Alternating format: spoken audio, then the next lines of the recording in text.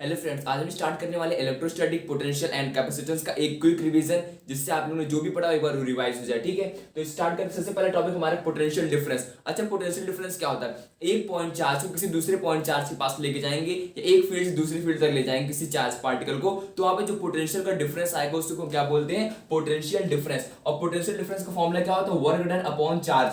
Work done means उसको ले जाने में कितना चार्ज लगा, ठीक है, चार्ज को ले जाने में कितना वर्क लगा, उसको हम बोलते हैं work done upon charge. SI unit इसका क्या हो जाएगा? वर्क डन की एसआई यूनिट क्या होती है? Joule.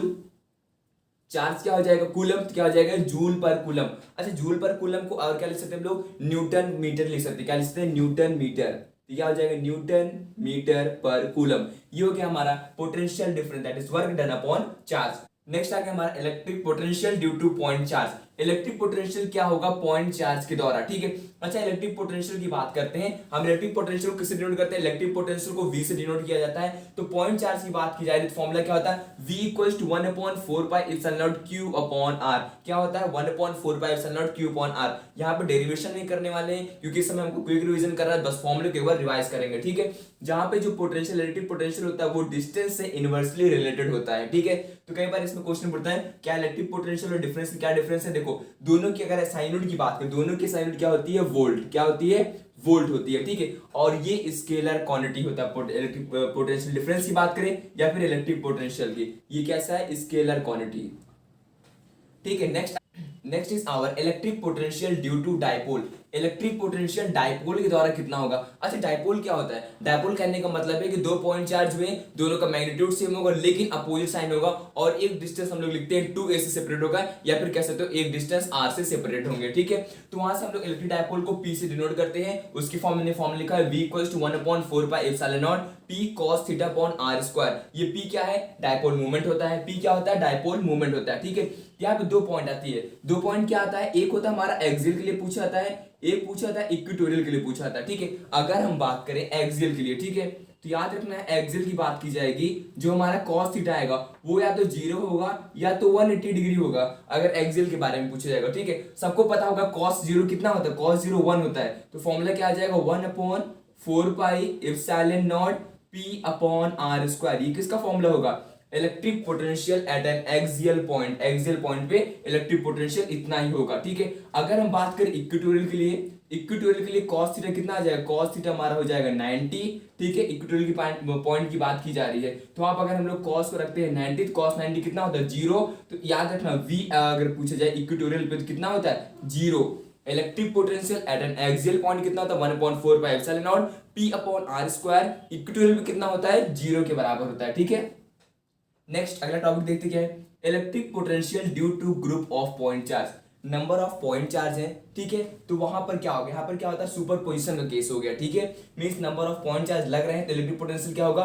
v equals to 1/4 pi epsilon naught को हम लोग कॉमन ले लेंगे, और q1/r1 plus q2/r2 means number of जो भी चार्ज होंगे उसको q/r के फॉर्म में लिख देंगे, क्योंकि फॉर्मूला क्या होता है? v equals to 1/4 pi epsilon naught q/r। Next, relation between electric field and electric potential. E और V का रिलेशन क्या है? डायरेक्ट क्वेश्चन भी आ सकता है, इसलिए हमने लिख दिया यहाँ पर E और V का रिलेशन क्या होगा। अच्छा, इलेक्ट्रिक फील्ड की बात करें तो इलेक्ट्रिक फील्ड क्या होता है? E equals to F upon Q। F upon Q, F क्या होता है? 1/4 pi epsilon naught Q Q/r square. तो Q कैपिटल Q कर दो, अपॉन क्या कर दे? Q, तो Q से Q कट गया, तो फॉर्मूला क्या आ जाएगा इलेक्ट्रिक फील्ड का? 1/4 pi epsilon naught Q/r square. ये आगे हमारा इलेक्ट्रिक फील्ड फॉर्मूला। पोटेंशियल क्या होता है? 1/4 epsilon naught Q upon R। मतलब यहाँ पे R स्क्वायर, यहाँ पर R, बस इतना ही डिफरेंस आ रहा है। तो फॉर्मूला क्या बन के आ रहा है? अगर इसको रिलेट करके सॉल्व करते हैं तो होता है E equals to dV upon dr। क्या होता है? E equals to dV upon dr, या फिर बोल सकते हैं electric field equals to electric potential upon distance. ठीक है, that is R is the distance. Next आगे पोटेंशियल एनर्जी। पोटेंशियल एनर्जी को हम लोग यू से डिनोट करते हैं। मींस एनर्जी का समझना मतलब क्या हुआ? इंफिनिटी से किसी पॉइंट चार्ज को किसी इलेक्ट्रिक फील्ड के पास लेके आ रहे हैं, तो जितनी भी एनर्जी लगेगी उसको हम क्या बोलते हैं? Potential energy. तो यू इक्वल्स क्या होता है? 1/4 pi epsilon naught Q1 Q2 upon R। Next, due to system of point charge, अगर नंबर ऑफ पॉइंट चार्ज होंगे तो करना क्या है, जैसे आपने किया था वैसे आप इसको कॉमन ले लेना है। क्या हो जाएगा, Q1 Q2 upon R12, Q2 Q3 upon R23 और Q31 से लेकर के R31 नीचे डिस्टेंस, ऊपर क्या रखना है, चार्ज का मल्टीपल रखना है। ठीक है, इसका मतलब समझ में आ रहा है। Q1 Q2 के लिखा गया मींस एक चार्ज को Q1 किसके पास लेके आ रहे हैं, Q2 के पास लेके आ रहे हैं। ठीक है, Q2 Q3 मतलब Q2 को Q3 के पास लेके आ रहे हैं, Q3 Q1 का मतलब 3 को 1 के पास लेकर के आ रहे हैं। ठीक है, नेक्स्ट हमारा अगला टॉपिक आ गया potential energy in uniform electric field. Potential energy uniform electric field पर कितनी होगी, तो फॉर्मूला क्या होता है potential energy, U equals to minus P E cos theta 2 minus cos theta 1। क्या होता है, cos theta 2 minus cos theta 1। ये होता है हमारा पोटेंशियल एनर्जी का यूनिफॉर्म इलेक्ट्रिक फील्ड में फॉर्मूला। ठीक है, माइनस साइन लगा, याद रखना इस चीज को।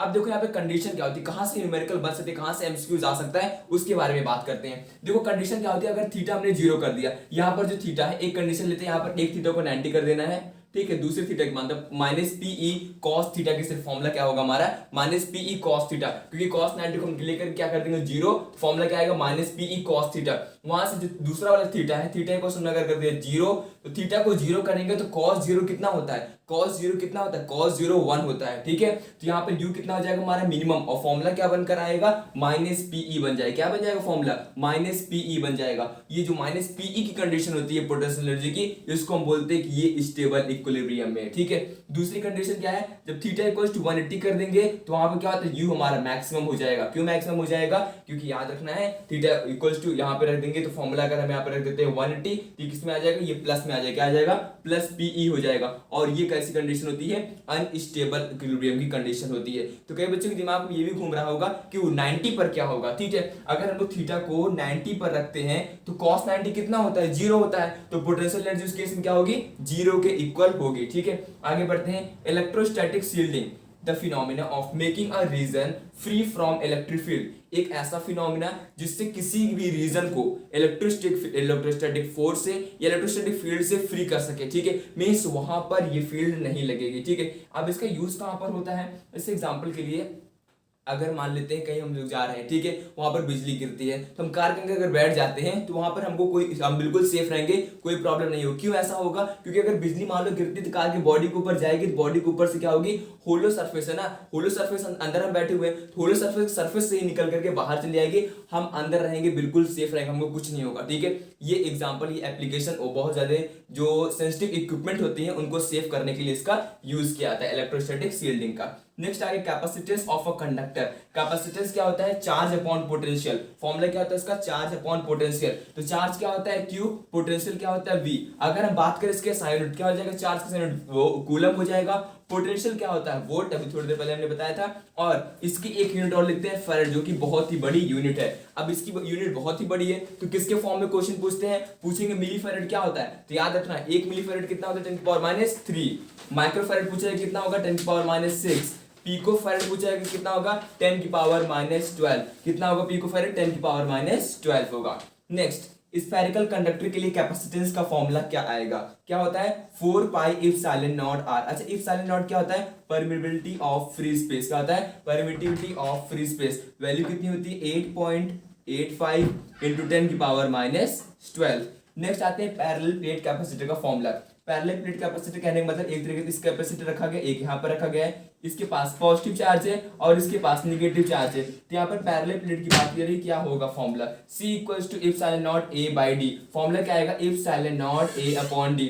एप्सिलॉन नॉट क्या होता है, permittivity of free space, A is the area and D is the distance. ठीक है, अब देखो अगर कैपेसिटर को सीरीज में अरेंज किया जाएगा, कैपेसिटर को सीरीज में अरेंज किया जाएगा, तो फॉर्मूला क्या आएगा 1/C = 1/C1 + 1/C2 + 1/C3। ये किसका फॉर्मूला होता है, याद रखना रेजिस्टेंस का जस्ट उल्टा केस होता है। रेजिस्टेंस में सीरीज में क्या करते हैं, सबको लाइंस ऐड कर देते हैं सिंपल, लेकिन कैपेसिटेंस में अब रेसिप्रोकल के फॉर्म में ऐड करते हैं। तो पैरेलल में क्या हो जाएगा, C = C1 + C2 + C3 + Cn। इस तरीके से कैपेसिटर को हम लोग सीरीज और पैरेलल में अरेंज करके लिखते हैं। ठीक है, तो याद रखना है सीरीज कब होता है, जब हमारा एक टर्मिनल वाला पॉइंट इंड पॉइंट दूसरे के टर्मिनल से डायरेक्टली अटैच रहता है। ठीक है, और पैरेलल कब हो जाएगा, इस तरीके से कैपेसिटर बनता है। किस तरीके से कैपेसिटर ऐसे बनाते हैं, इस तरीके से कैपेसिटर बनाते हैं, एक बाय एक पैरेलल अरेंज रहते हैं, तो वहां पे पैरेलल प्लेट कैपेसिटर का केस बनता है। ठीक है, ये हो गया हमारा पैरेलल प्लेट कैपेसिटर। अब next is energy stored in capacitor, energy कितना स्टोर होती है कैपेसिटर के अंदर, ठीक है।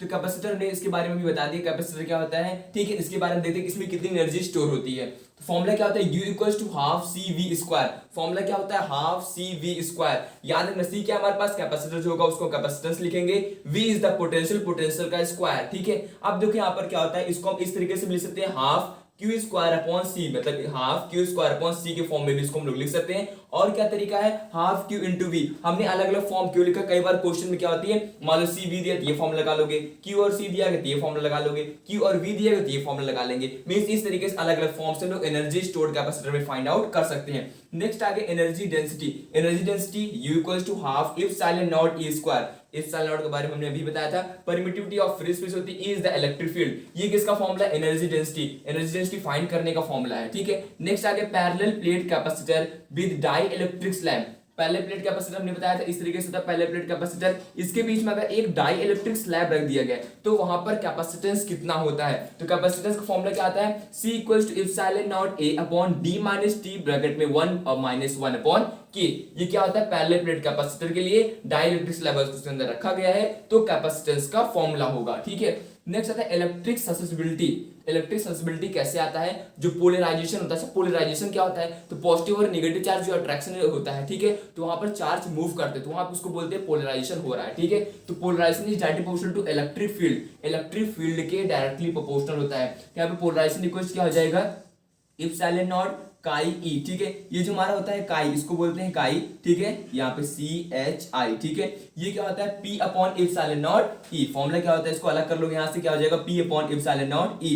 नेक्स्ट आता है रिलेशन बिटवीन K एंड काई। मींस K हमारा क्या होता है डाइलेक्ट्रिक कांस्टेंट और काई का रिलेशन क्या होता है, K equals to means dielectric constant equals to 1 plus chi. ये हो गया इनके दोनों बीच का रिलेशन। हम यहाँ पे नहीं करें, हमने सारे टॉपिक कवर, लेकिन जो इंपॉर्टेंट टॉपिक है जो बोर्ड टर्म 1 जो कि 5 दिन बाद होने वाला है उसके लिए ये परफेक्ट है। आप लोग उसको देखो समझो, यहाँ पे सारे फॉर्मुलेस दिए गए हैं। मैक्सिमम फॉर्मुलेस का याद रखने की कोशिश करो क्योंकि वहां पे डेरिवेशन तो पूछने वाला नहीं है, एमसीक्यूज आएगा। एमसीक्यूज में क्या होता है, फॉर्मुला रखना पड़ता है, थोड़ा सा कॉन्सेप्ट क्लियर होना चाहिए, वो चीज आप लोग यहाँ से देख सकते हो।